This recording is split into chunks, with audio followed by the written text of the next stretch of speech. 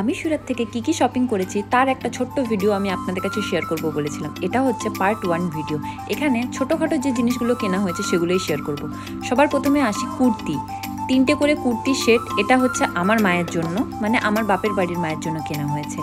First kurti, এটা second kurti, and third kurti হলো এটা হচ্ছে আমার বাড়ির মায়ের জন্য আমি এটা কিনে নিয়ে এসেছি।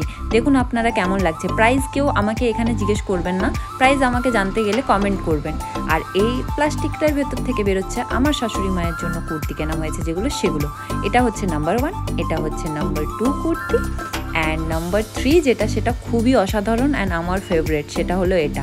এগুলো হচ্ছে আমার শাশুড়ি মায়ের জন্য কেনা হয়েছে।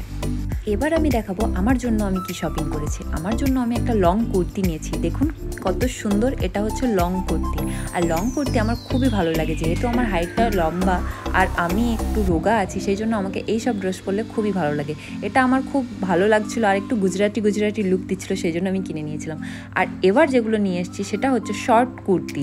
এগুলো হচ্ছে আপনি জিন্সের সাথে পরতে পারেন। আমি দুটো কিনে নিয়েছিলাম, কেন কি আমি এদিক ওদিক যখন যাই আমার খুব দরকার পড়ে এইসব জিনিসগুলো।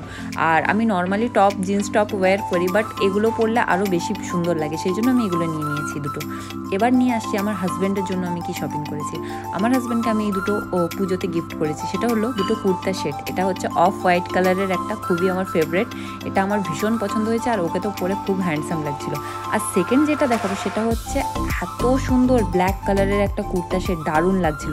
শাড়ির ভিডিওগুলো পার্ট 2তে নিয়ে আসবো।